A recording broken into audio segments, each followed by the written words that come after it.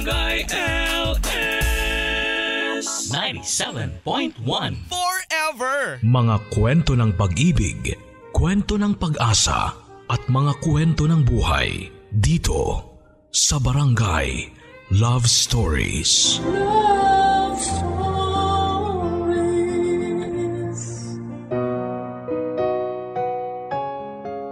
Hindi natin maiiwasan ang mga sakit at kapighatian na pwede nating pagdaanan sa buhay na ito. Pero minsan hindi rin natin akalain na ang mga taong mahal natin ang mananakit sa atin. Ikaw kapuso, naranasan mo na bang traidorin at lokohin ng mga mahal mo sa buhay? Kapag nagtitiwala tayo sa isang tao ay ibinibigay natin ito ng buo sa kadahilan ng gusto rin nating pagkatiwalaan nila tayo. Kaya lang sadyang meron talagang ipinapanganak na akala mo ay mabuti pero puro lang pala pagbabalat kayo. At sa huli ay bigla ka na lang sasaksakin ng patalikod. Ganyan ang karanasang nais ibahagi ng ating letter sender ngayong araw na si Angela. Dahil hindi lang isang tao ang trumaydor sa kanya, kundi higit pa roon dahilan para tuluyang gumuho ang mundo niya. Handa ka na bang makarelate sa kanya, kapuso? Alamin natin yan sa mga kwento ng pag-ibig, buhay at pag-asa sa nangungunang Barangay Love Stories. Dear Papa Dudut, sabi nila, paghihilumin daw ng panahon ang sakit na dulot ng mga sugat ng kahapon. Nadarating din ang araw na unti-unting mabubura sa puso natin ang lungkot, pighati at kabiguan na minsang naranasan natin. Pero hindi pala yon totoo. Dahil kahit 15 taon na ang nakakalipas simula nang mangyari sa akin ang kwentong nais kong ibahagi, ay aminado ako na meron pa ring mga gabi na hindi ako nakakatulog ng mahimbing. Lalo na kapag bumabalik ito sa aking alaala. Tawagin niyo na lamang po ako sa pangalang Angela, 43 years old at tubong Tarlac. Nadiskubre ko ang inyong programa nang minsan ako makapakinig ng isa sa inyong tampok na storya noon, kaya naman naging avid listener niyo na ako, Papa Dudut. At yun din ang dahilan kung bakit nag-decide akong sumulat sa inyo at ibahagi ang kwento ng buhay ko sa ating mga kabarangay. Magsisimula ang lahat noong 28 years old ako. Nang mga panahon na yon ay 1 taon pa lamang ang nakakalipas nang mamatay ang mami ko dahil sa atake sa puso.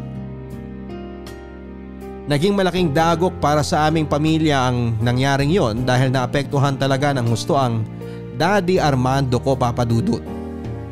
Simula kasi nang mawala si mami ay naging malungkutin na si Daddy.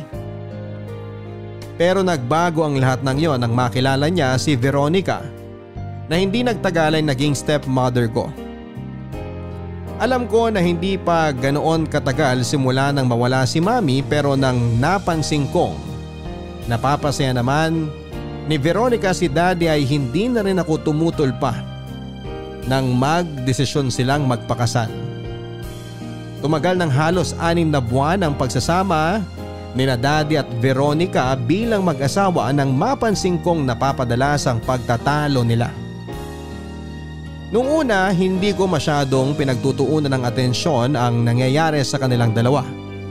Dahil busy ako sa aking sariling trabaho bilang sales assistant sa isang private company sa lugar namin.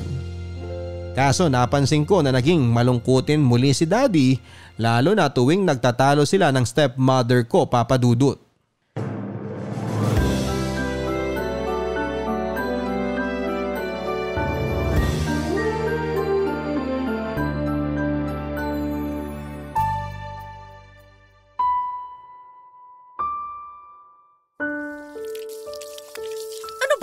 Armando, napakasimpleng bagay, hindi mo pa magawa ng maayos. Kailangan ba palagi kong pinapaliwanag sa'yo? Ay, pasensya ka na, Veron. Palagi kasing nawawala sa isip ko. Ang alin ba ang palaging nawawala dyan sa isip mo, Aber? Na wag mo nang ihahabol ang mga pinagkainan mo dahil tapos na akong maghugas ng mga plato? At kung pwede, hugasan mo na lang para hindi natatambak sa lababo? Ay! Ang hirap kasi sa'yo. Gusto mo akong palagi nag-aasikaso dito sa bahay? Ano ba ako dito ha? Katulong mo? Veronica, alam mong hindi ganun yun. Hindi kita pinakasalan para lang gawing katulong. Hindi raw. Eh bakit yun ang nararamdaman ko? Palalakihin pa ba natin to, ha? Hoy! Hindi ako nagpapalaki nito para sabihin ko sa'yo. Kung tutuusin, sawang-sawa na nga ako magpaalala sa'yo ng mga dapat at hindi mo dapat gawin sa bahay na to eh. Yan na lang ba ang papel ko sa buhay mo? Ang maging teacher mo? Hindi ka na bata para sabihin ko sa'yo. Pangako, hindi na mauulit. Nagkataon lang talaga na nalibang ako sa ginagawa ko. Kaya hindi ko nalinis ang lababo. Aba bakit? Ano ba yung ginagawa mo? Tungkol na naman sa trabaho? Baka naman pwede ka mag-day off. Tutal Sabado naman ngayon. Tapos tulungan mo ako sa mga gawaing bahay. Ay. Oh, Angela. Anak, gising ka na pala. Magandang umaga, kamahalan. Tirik na kaya ang araw. Ba't ngayon ka lang bumangon? Yung almusal mo doon na niluto ko kasing lamig na ng bangkay. Ay, iinitin ko na lang po mamaya, tita. Sa susunod kasi, kapag tinatawag kita, bumangon ka na kaagad. Hayaan mo na, Veron. Sabado naman. Saka hindi na bata si Angela. May sarili ng isip yan. Saka alam ko pagod din niya sa trabaho. Opo, late na nga ako nakatulog kagabi tapos may istorbo pa ako sa pagtatalo nyo. Nung nakaraan tungkol sa mga labahan ng pinag-aawayan nyo. Tapos ngayon tungkol naman sa hugasan. Mawalang galang na po sa inyo pero pwede nyo naman pag-usapan ng mahinahon yan para hindi kayo nakakagambala ng tulog. Akala ko ba tulog mantika ka? Tapos apektado ka pala ng pagtatalo namin ng tatay mo. Ay, nako! Pareho talaga kayo mag-ama. Masisira ang ulo ko sa inyong dalawa eh. Diyan na nga kayo! Ano bang problema ni Tita Veron, Daddy? Bakit parang dumadalas ang pagiging mainitin ng ulo niya? Ay, hindi ko nga rin alam anak eh. Lahat na lang ng gawin ko may nasasabi siya. Minsan mas gusto ko na lang na wala ko rito sa bahay para hindi ko na naririnig ang bunganga niya. Mas masahol pa siya sa mami mo eh. Naku, kapag narinig ni Tita Veron na kinukumpara niyo siya kay Mami, baka bugahan kayo ng apoy nun. Ikaw talaga puro kabiro. Pero pasensya ka na anak ha? San po? Dahil naistorbo niyo ang tulog ko? Naku, wala po yun. Sakto kasi kumakalam na rin ng sikmura ako sa gutom. Mabuti pa, kakainin ko na muna ang malamig pa sa bangkay kong almusal na niluto ni Tita.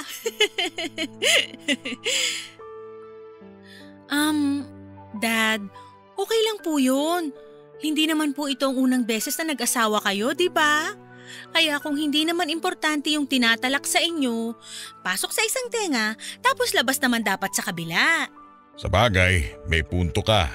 Palagi naman po akong may punto eh.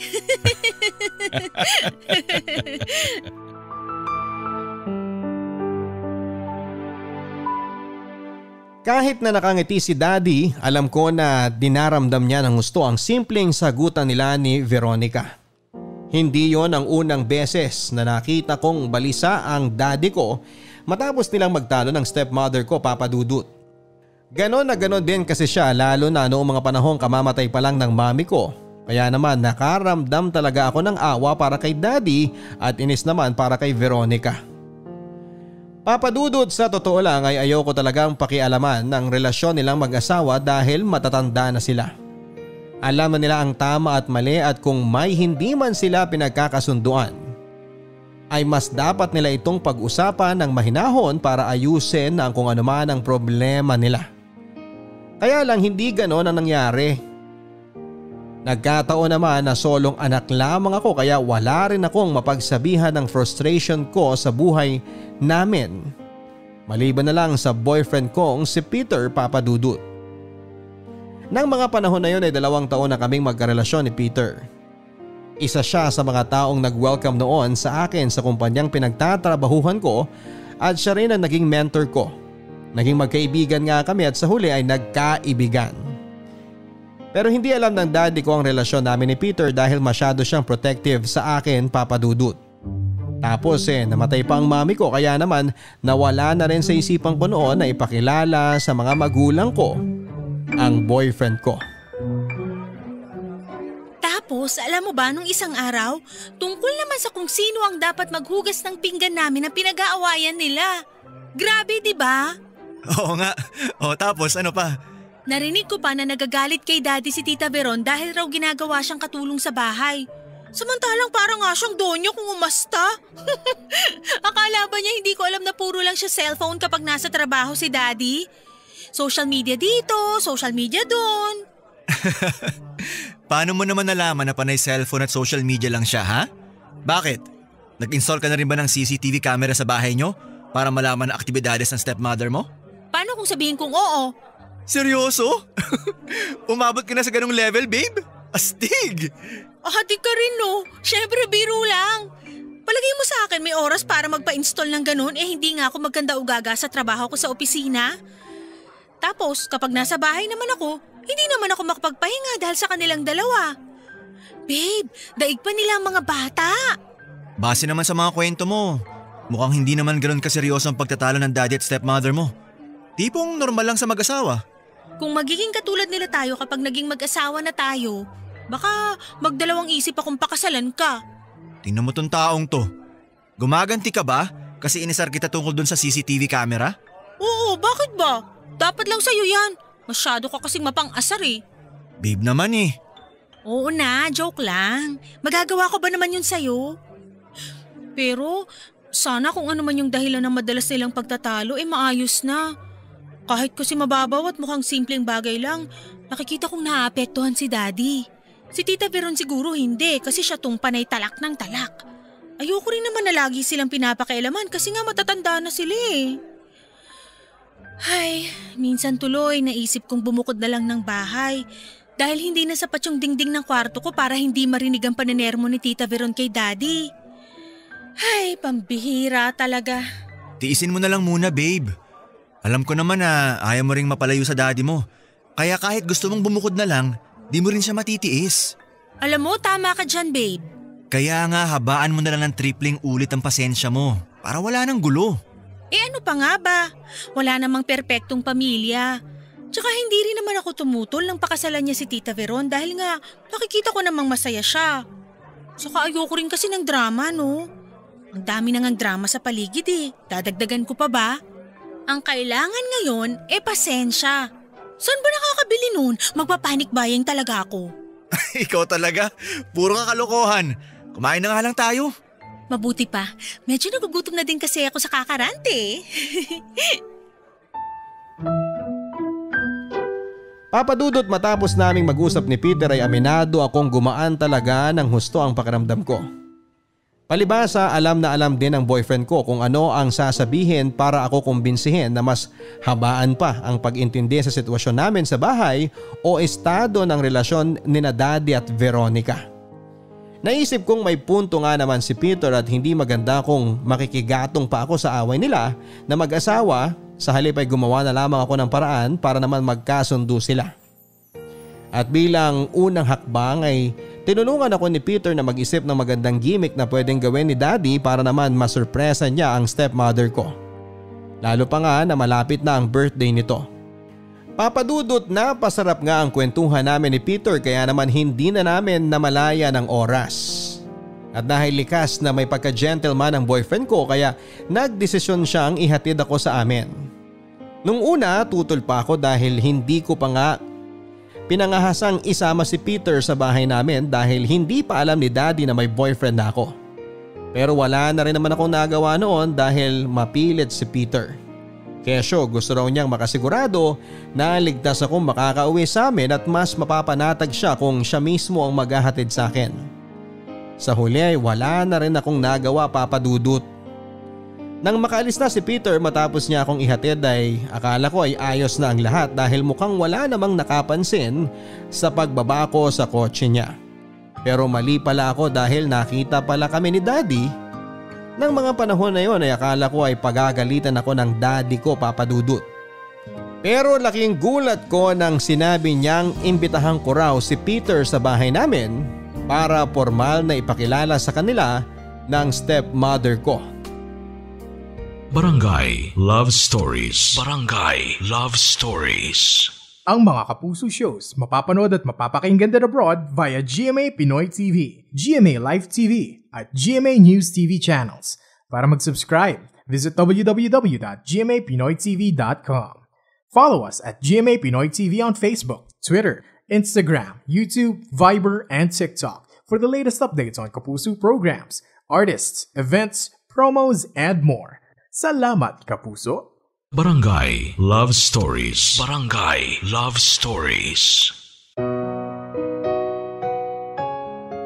Papa Dudut, tulad nga ng sinabi ng daddy, kinausap ko kagad si Peter para ipaalam sa kanya na gusto siyang makilala ng personal ni daddy at ni Veronica.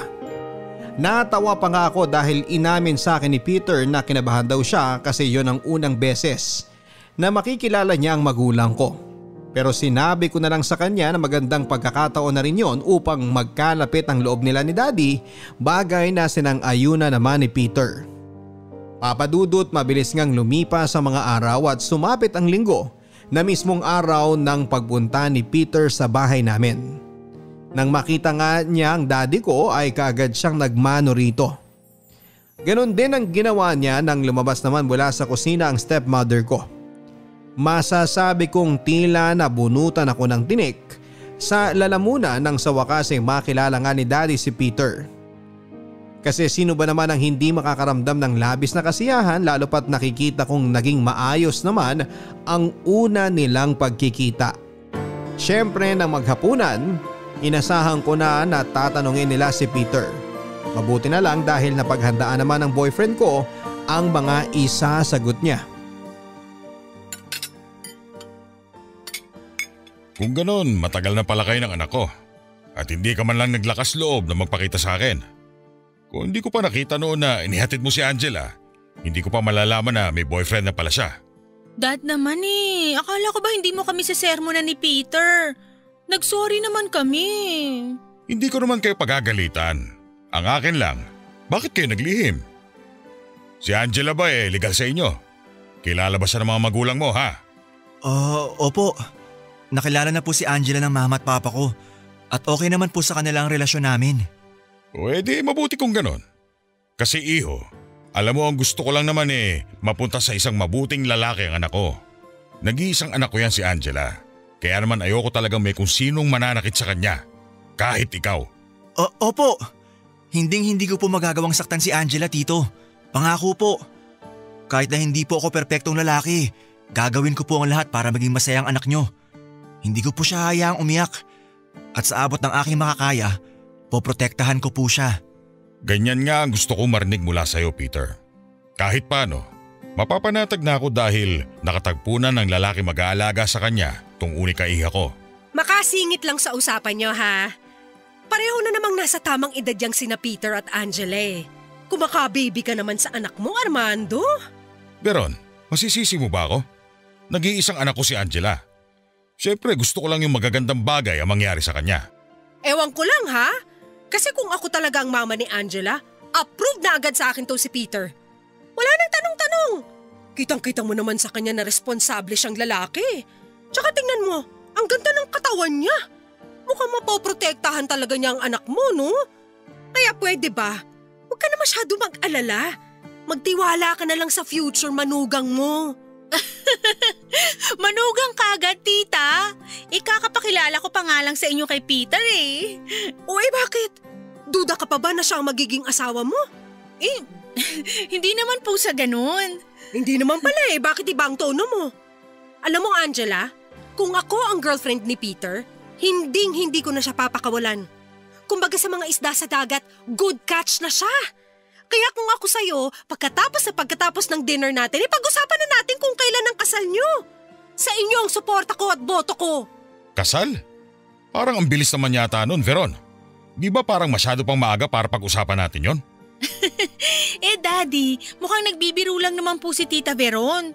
Tita naman, huwag kayong ganyan. Kung may sakit sa puso si Daddy, baka inatake na siya. Oo nga, tita. Ay nako!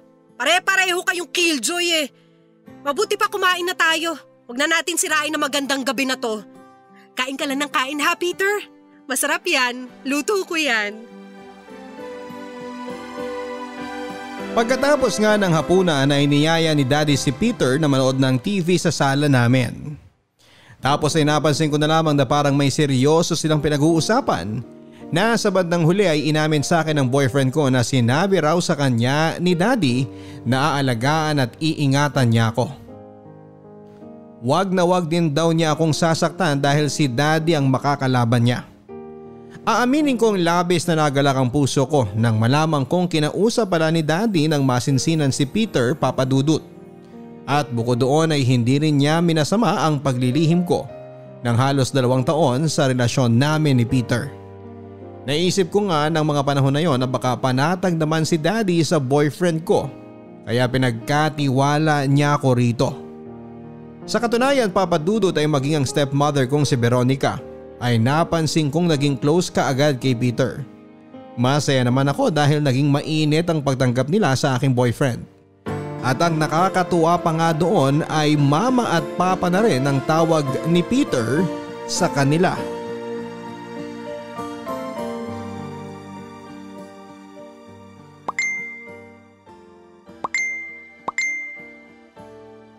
Kumain ka na ba, Angela? Ano ba yan, tita? Nagulat naman ako. Kakakape mo yan. Bawas-bawasan mo kasi. Oh, ayan, umiinom ka na naman. Pambihira, pati ba naman pag inom ko ng kape pinagbabawalan pa? Ako naman ang bumibili ng kape dito sa bahay Ano? May sinasabi ka ba dyan? Wala po, Tita Veron. Sabi ko, babawasan ko na lang po ang pagkakape para di na ako nagiging nerbyosa. Pero sana bawasan nyo rin yung bigla-bigla na lang kayong sumusulpot. Ewan ko sa'yo. Para kang daddy mo. Pareho kayo nakakabwisit. Sobra naman po kayo, tita. Totoo naman Angela, may itatanong pala ako. Tanong lang naman. Parang sa tono nyo mukhang seryoso yan Ay naku, tignan mo to. Wala pa nga Nakakabwisit ka talagang babae ka. Tita naman, parang di na kayo mabiro. Ano po ba yung itatanong nyo kasi? Tungkol sana kay Peter. Ano pong tungkol sa boyfriend ko? Napansin ko lang kasi na parang ang tagal na simula nang dinala mo siya rito sa bahay. Yung totoo, kayo pa ba o hiniwalayan mo na siya? Diba, sabi ko naman sa'yo, good catch na si Peter. Hindi naman po kami naghiwalay ni Peter. Tita, masyado naman kayong advance mag-isip dyan. At kaya hindi ko siya dinadala dito sa bahay palagi, nag-a-adjust pa lang po kami na legal na kaming pareho sa mga pamilya namin. Hayaan nyo sa susunod isasama ko uli si Peter dito. Aba, mukhang botong-boto nga kayo sa kanya para sa akin Oo. Kaya nga dalhin mo siya palagi rito sa atin para lalo rin silang maging close ng tatay mo. At syempre, kami rin. Ano ho? Ang sabi ko, dalhin mo ang boyfriend mo sa birthday ko. Para naman makita rin siya ng daddy mo, no? Kahit wag na kayo mag-abala pang bumili ng regalo, ayos lang ako. Ano, Angela? Aasaan ko yan, ha? Sige po, mukhang magandang idea nga rin po yan para naman masanay si Peter dito sa atin. Siya, sige. Asikasuhin ko lang ang pananghalian natin. Ano ba ang ulam ang gusto mo? Ginaganahan ako magluto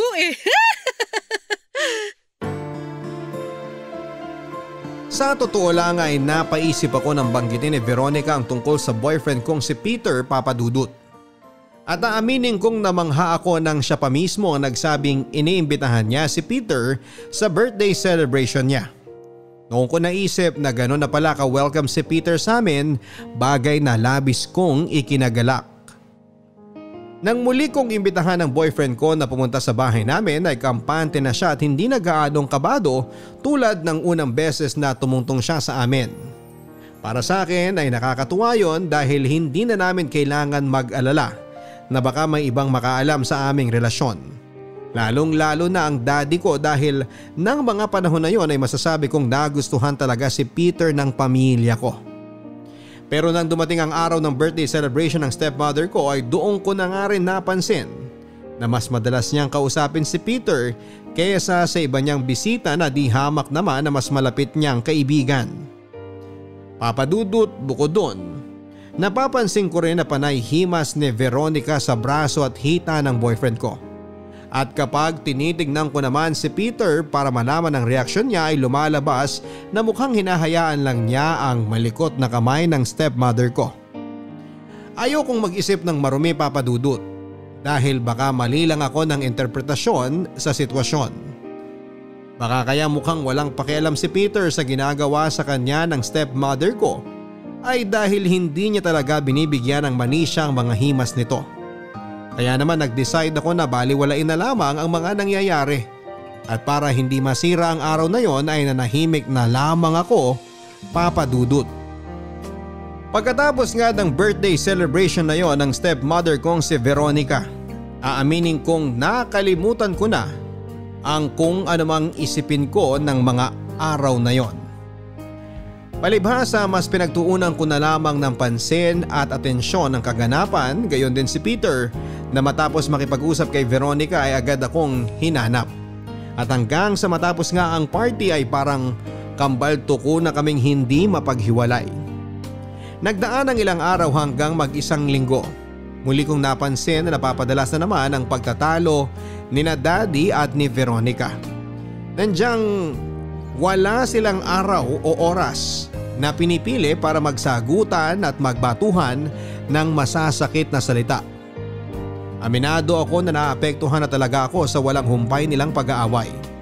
Ngunit imbes na gumaan ang nararamdaman ko ay mas lalo pa nga itong nagatungan nang mamukat-mukat ay mapansin ko na lamang ang biglang panlalamig sa akin ni Peter. Madalas ay dinadahilan ng boyfriend ko na busy siya sa trabaho kapag niyayaya ko siyang magkita naman kami, Papa Dudut. Bukod doon ay nabawasan na rin ang oras namin sa isa't isa.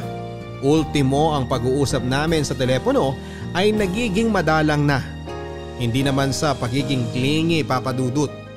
Pero nasanay kasi ako na si Peter ang takbuhan ko. Para kahit papaano ay makahinga ako sa problema ng daddy ko at ng stepmother ko.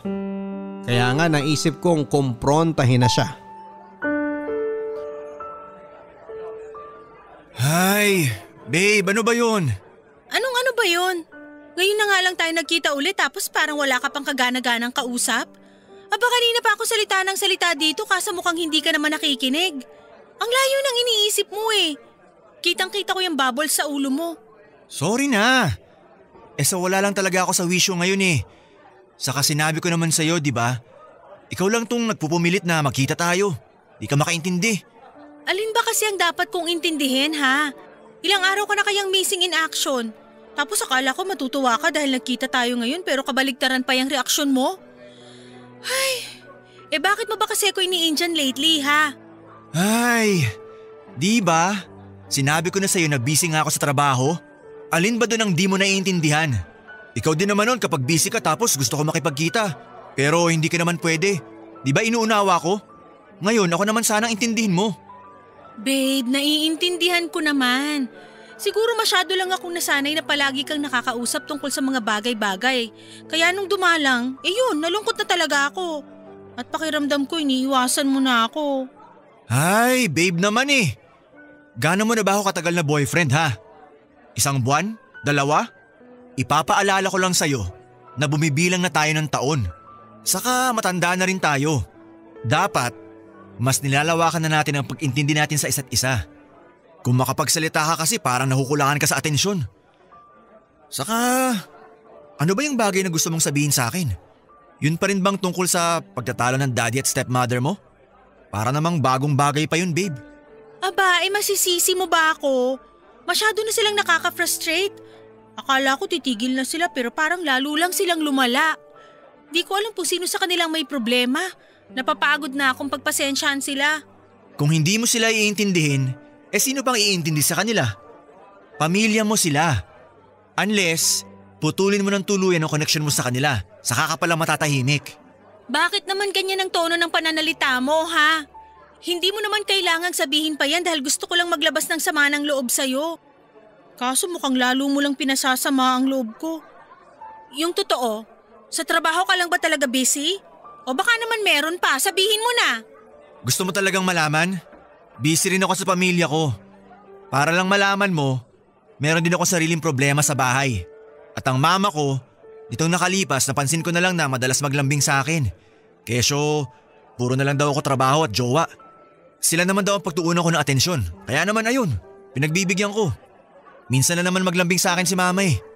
Anong masama doon ha? Kung hindi maayos ang pamilya mo, huwag mo naman sanang sirain ang relasyon ko sa pamilya ko.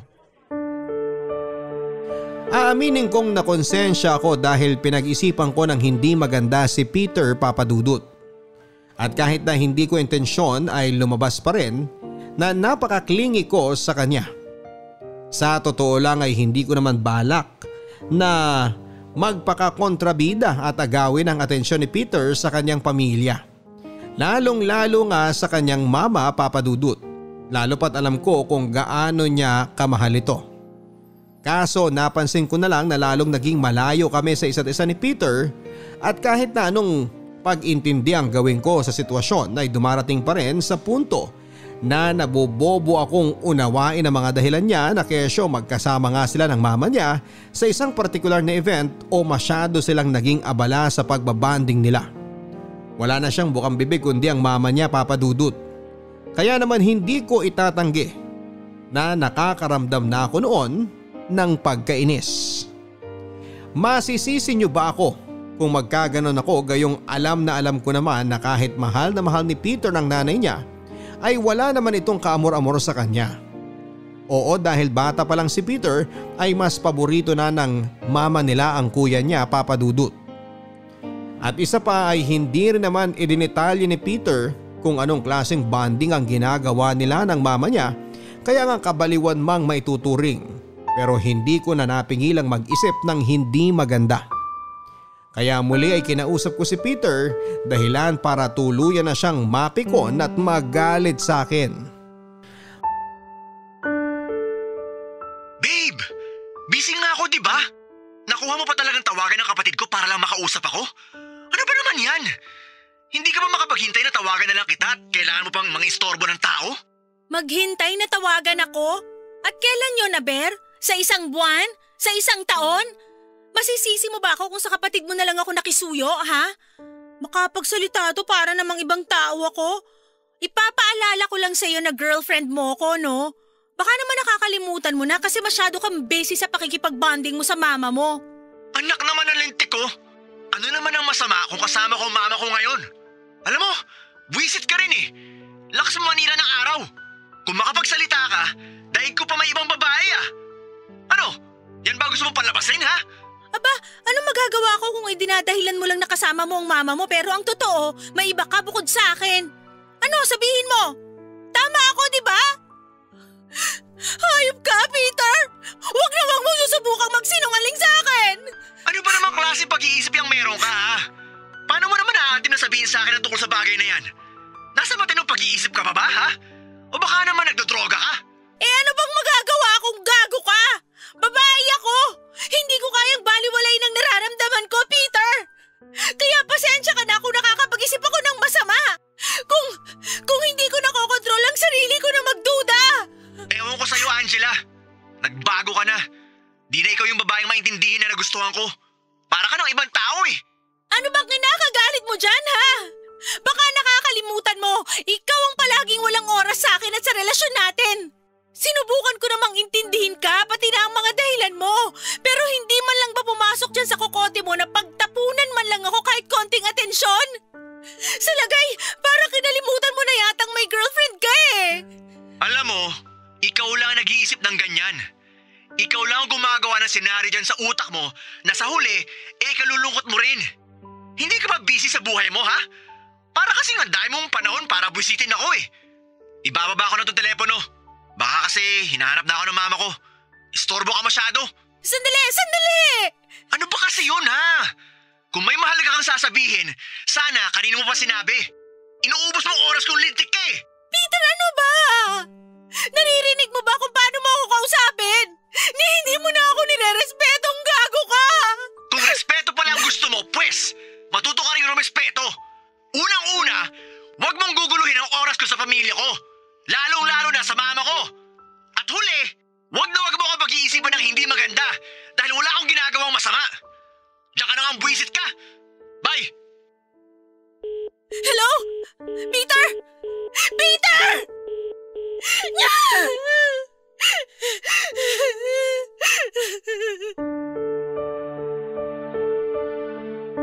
Papa Dudut, pinangatawanan nga ni Peter na wala siyang ginagawang mali.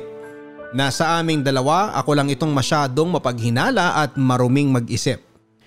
Pagkatapos ng pagtatalo namin, muling naging malamig ang pakikitungo sa akin ng boyfriend ko, dahilan para husto akong malungkot. Sa kabilang banda ay napag-isip-isip ko rin naman na baka tama siya at ako ang mali. Na sumusobra na ako at nakakapikon na dahil sa pagiging kulang ko sa pansin. Kaya nga ng panahon na yon ay sumagi sa isipan ko na bigyan ng space si Peter at hayaan muna siyang gawin ang mga bagay na ginagawa niya noong malayo ako sa kanya. At mabuti na lang dahil nagkataon na nagkaroon kami ng 3 days training seminar sa Baguio City. Kaya ginamit ko na ang pagkakataon yon para pansamantalang pagpahingahin ang relasyon namin ni Peter. Ngunit ang 3 araw na training seminar namin ay natapos sa 2nd araw pa lamang.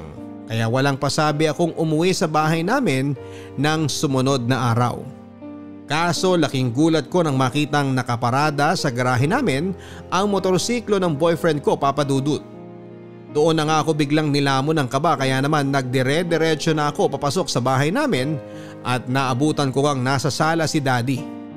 Ngunit kung paano siya gulat na tila nakakita ng multo nang tumambad ako sa harapan niya ay mas masahol pa doon ang hilakbot na naramdaman ko nang marinig kong umuungol sa kwarto nila ni Veronica ang boyfriend ko, Papa Dudut. At nang buksan ko nga ang pintuan ay kitang-kita ng mga mata kong hubot-hubad si Peter habang nakapatong sa stepmother ko. Barangay Love Stories. Barangay Love Stories. Ang mga Kapuso shows mapapanood at mapapakinggan din abroad via GMA Pinoy TV, GMA Live TV at GMA News TV channels. Para mag-subscribe, visit www.gmapinoytv.com. Follow us also at GMA Pinoy TV on Facebook, Twitter, Instagram, YouTube, Viber, and TikTok for the latest updates on Kapuso programs, artists, events, promos, and more. Salamat, Kapuso! Barangay Love Stories. Barangay Love Stories. Papa Dudut, sukang-suka at diring-diri ako sa kanilang dalawa ng mga oras na yon. Ni sa panaginip ay hindi ko naisip na posibleng humantong sa ganong uri ng kababuyan ang minsang pagpapakilala ko kay Peter sa aking stepmother. Pakiramdam ko ay sinaksak ako ng patalikod ng ilang libong beses. Dahilan para manginig ang buong pagkatao ko at magdilim ang paningin ko. Gusto kong umiyak. Gusto ko silang pagpira-pirasuhin ng buhay. Gusto kong magsisigaw sa galit at matinding puot dahil hindi ko kinaya ang kahayupang ginagawa nila. Kaya nga kahit medyo pagod pa ako noon mula sa mahabang biyahe ay walang kiber ko ngang pinatikim sa kanilang dalawa ang tinding galit na nararamdaman ko ng mga oras na yon. Napaka-demonyo niyo! Angela! Aray! Tumigil ka nga! Aray! Hayop ka, Peter! Walang iya ka! Ang baboy mong animal ka! Angela, ano ba? Aray! Aray ko! Buisit ka! Mas buisit ka, gago! At ikaw naman babae ka! Halika nga rito! Aray ko, Angela! Higad! Nasasaktan ako!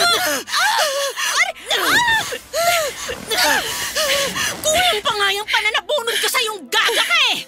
Dapat sa'yo kinakalbo! Halibarot ka! Paano mo nagawang patulan ng boyfriend kung higad ka, ha? Ang katib mo rin eh, no? Ano, masarap ba? Sarap na sarap ka ba sa katawan ni Peter, ha?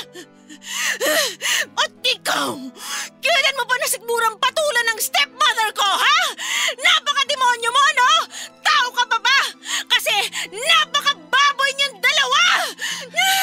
Angela, huminahon ka nga muna. Huminahon? Sabihin mo! Paano ako hinahong gago ka, ha? Ano, tita? Sabihin mo! Kaya mo ba palaging hinahanap si Peter kasi may gusto ka sa kanya? Gusto mo siyang ikama! Aba, para sabihin ko sa'yo, hindi lang naman ako ang may gusto nun, no? Kahit natanungin mo pa yung boyfriend mo, hindi ko siya pinilit. Siya kaya itong lapit ng lapit sa akin. Sino ba naman ako para tanggihan siya, di ba? Patunay lang yon na kahit sa edad kong to, may asim pa ako. Kung hindi ka pa naman isa't kalahating demonyo eh! Ano ka ba, Angela? Huwag mo siguro si Veronica! Ang kasi mo!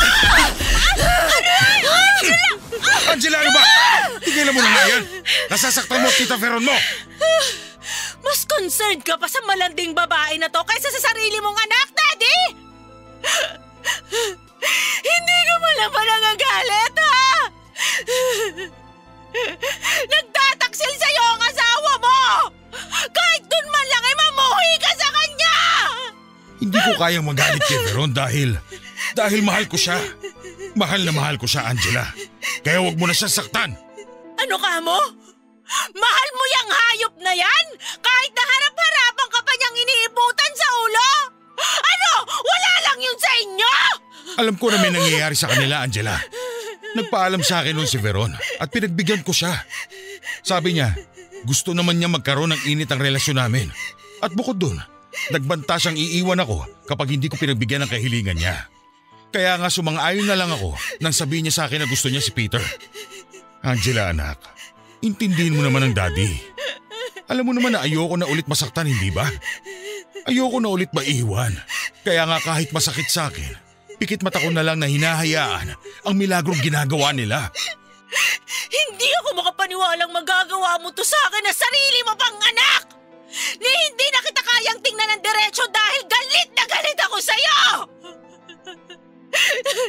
Pare-pareho kayong kampo ni Satanas! Kumakadrama naman to si Armando. Akala mo hindi nag-enjoy noong may nangyari sa ating tatlo, aba? Huwag nga ako, Armando. Todo bigay ka pa nga sa performance mo noon. Umabot pa nga tayo ng round 5, di ba? Kaya bago ka magmalinis dyan, sabihin mo ang totoong kwento. Hayop ka talaga! Manahimik ka na! Hindi ko na nga kinaya ang bugso ng damdamin na nangibabaw sa akin ng sandaling yon, Papa Dudut. Parang gusto ko nang mamatay na mga panahong yon dahil sa labis na galit, kalungkutan at pagkadismaya. Sino ba naman kasing matutuwa, hindi ba? Hindi lang ang boyfriend kong si Peter ang nagtaksil sa akin. Pati ang stepmother ko na pinagkakatiwalaan ko ng gusto at pinanggap sa pamamahay namin, pero mas lalo lang akong nangihina dahil kasama rin nila sa kademonyohan nila ang daddy ko. Akala ko ba mahal ako ng daddy ko? Pero bakit hinahayaan niyang umabot sa ganon ang lahat? Ganon na ba siya binulag ng labis na pagmamahal sa maling tao para kahit na akong anak niya ay taluhin niya? Papa Dudut, akala ko sa mga pelikula lang nangyayari ang mga ganong uri ng tagpo, pero maling-mali pala ako. Sana kasing tibay na lang ako ng bidang karakter sa mga kwento para alam ko kung paano naman maging malakas sa mga sitwasyong katulad nito. Dahil nga sa halo-halong damdamin ng mga sandaling yon ay hindi ko na alam kung paano pahaharapin ang mga taong importante sa akin. Papa Dudut, lalo na si Peter, gulong-gulo talaga ako. Humingi ng paliwanag ang puso ko kung paano niya naatim nasaktan ako nang walang pag-aalinlangan. Pero pagod na ako ng mga panahon na yon, kaya naman naisip kong umalis na lamang muna sa amin. Kaso ay hinabol ako ni Peter para pigilan. Angela! Sandali! At saan mo planong pumunta, ha? Malalim na ang gabi. Baka mapano ka. Bitiwan mo nga akong animal ka! Huwag mo akong hawakan dahil diring-diri ako sa iyong gago ka! Ano ka mo? Nag-aalala ka ba sa akin? Tarantado ka pala eh! Sa palagay mo ba mabibilog mo pa ang ulo ko sa mga ganyang salita mo? Anong akala mo sa akin? Ganun ka tanga? Para paniwalaan na may pakialam ka nga sa akin? Angela naman, huwag naman sanang ganito. Pwede naman natin pag-usapan ng maayos eh. Parang tulad ng dati na ginagawa natin kapag meron tayong hindi pagkakaintindihan. Alin pa bang gusto mong upuan at pag-usapan natin, ha? Gusto mo bang ibida sa pagmumukha ko na mas magaling sa kama ang stepmother ko kumpara sa akin kaya pinatulan mo siya? Bakit, Peter? Mas nasasarapan ka ba sa kanya kapag niluluhurang ka niya? Ano? Totoo, di ba? Mas tinatayuan ka yata kapag siya ang kasex mo eh. Ang dudumi nyo rin, no? Aminin mo na! Huwag ka nang mahiya, total nahuli ko naman kayo sa akto. Narinig ko pa nga yung mga ungol mong gago ka eh. Angela, magpapaliwanag ako, please. Ano ba bang dapat mong ipaliwanag, ha? Pwede ba? Ayoko nang marinig ang kahit na anong sasabihin mo kasi wala rin namang kwenta eh. May pasabi-sabi ka pa doon na busy ka sa pamilya mo, sa mama mo, pero ibang mama naman pala pinagkakabalahan mong tarantado ka. Si Veron na lumapit sa akin. Inakit lang niya ako, maniwala ka. Ang kapal din naman ang pagmumukha mong magmalinis pa sa harap ko, no? Samantalang pare-pareho kayong marurumi nila, Daddy! Akala ko ba mahal mo ako? Pero bakit mo naman ako sinaktan ng ganito, ha, Peter? Nagtiwala ako sa iyo ng buong buo para lang durugin mo ng gusto. Kaya sabihin mo, paano pa kita pagkakatiwalaan uli? Paano pa kita re-respetuhin, ha? Alam mo ang nararamdaman ko sa iyo ngayon? Suklam! Kinasusuklaman kita ng sagad sa buto! Kayong lahat! Sukang-suka ko sa pagmumukha mong gago ka! I'm sorry. I'm really sorry kasi naging mahina ako, Angela. Narealize ko na mali ang ginawa ko. Akala mo kasi, no? Na hindi ko kayo mahuhuli? Tama naman pala ang kutob ko nun eh, nang sabihin ko sa'yo may nilalandi kang iba. Pero ang hindi ko lang akalain, ang stepmother ko pa talaga ang kinakama mo. At ang malupit ba doon, nagsasabwatan pa kayo ng daddy ko para lokohin ako, para traidorin ako. Ang sasama niyong lahat! Wala kayong puso at kaluluwa, lalo ka na, Peter! Tapos na tayong hayop ka! Ayaw na kitang makita! Gusto na kitang mawala sa buhay ko! Masahol ka pa sa demonyo! Papadudot, yun na nga ang huling beses na kinausap ko si Peter matapos akong mag-decide na tapusin ang lahat sa namabagitan sa amin. Naang gabing yun ay umalis ako ng bahay at pansamantalang nakituloy sa bahay ng kaibigan ko. Sinabi ko sa kanya ang lahat ng nangyari at ultimo siya ay hindi makapaniwala sa pinagdadaanan ko. Kung sa bagay ako rin naman, kaso ano pa bang magagawa ko dahil nangyari na. Nanatili ako sa bahay ng kaibigan ko ng sumunod na araw dahil hindi ko pa alam kung paano haharapin sina Daddy at Veron sa bahay namin. Nang mga panahong yon, abot langit ang pagkamuhi ko para sa kanilang dalawa. Pero alam ko na hindi ko naman sila habang buhay na maiiwasan dahil pamilya ko sila.